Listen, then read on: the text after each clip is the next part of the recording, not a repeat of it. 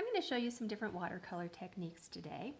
Keep in mind that your paper is white, and when you're working with watercolors, anything that you want to be white in the end, you need to not paint over. The other thing you need to know is that when you're mixing your water into the paints, you want to mix it really, really well so that the paint gets mixed into the water and it's not too transparent. So for this first technique that I'm going to show you, I am rubbing the brush up against the edge of the pan, kind of squeegeeing some of the water out of it, and it's giving me this nice flat edge on my brush. You can see if I turn it. So I'm going to call this a flat edge technique, and I'm basically just touching down with the edge of the brush to make little lines. Just using that flat edge like that. I can put a whole bunch of those together and I'm going to make a flower out of it eventually. The next technique I'm going to show you is called smushing, which is kind of fun to say. So I'm going to get it wet again, but this time instead of using the very flat edge like that, that's a point, I'm going to use the brush like this and smush it down like this. And that gives me kind of like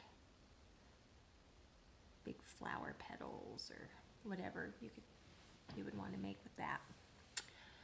Next technique I'm going to show you is called wet on wet. So I'm going to just take water that's clean, basically clean, and I am going to first mix one color in it. I'm going to use a magenta here. Notice how the color starts to spread. So I can just kind of touch around like this, however I want to do it.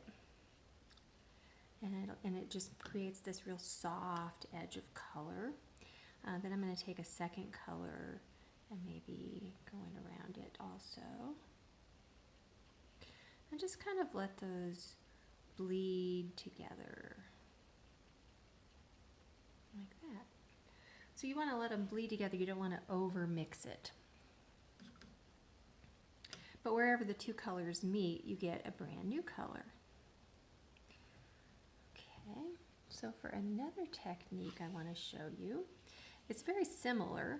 I'm going to get the paper wet. I'm going to, ooh, that's spreading really nicely. Mix some color in like this and let it bleed. I think I'll put a little bit more purple in the middle, like that. Now I'm going to take a really tiny amount of salt. So I'm just going to take a pinch of salt. I'm going to hold it over here.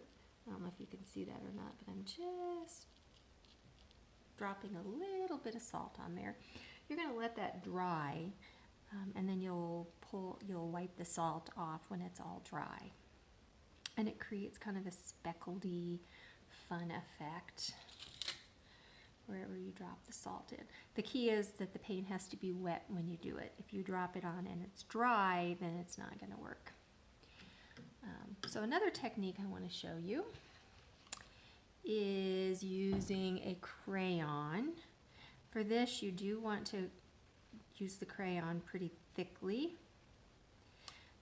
Because the crayon is made out of wax, it resists water, and it's going to also kind of hold it in when I paint over it. So I can take some watercolor paint here, and oh, look what it does. It resists, and you can see that, and it kind of holds the paint in. Last technique I'm going to show you today is called sgraffito. I guess I'll do that right here. So I'm going to get it wet. I'm going to add some color to it.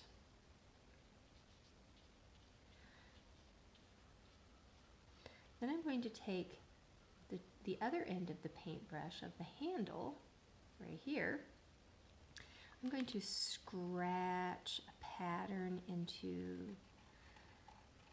the paper. And as you can see, when I'm breaking those fibers like that, it draws the paint into it. And if I go over it again, it'll get even darker wherever I put the pattern in. So these are the techniques you've learned today. We've done smushing, a flat edge technique, a wet on wet technique, salt technique, sgraffito, and wax resist. And we're going to take all of those techniques and we are going to make this lovely vase of flowers. So as you can see, I've used sgraffito on my vase. I used the salt with the wet on wet technique on this flower. I used the wax crayon resist on these leaves. I used the flat edge of the brush to make that flower, and I used smushing to make that flower.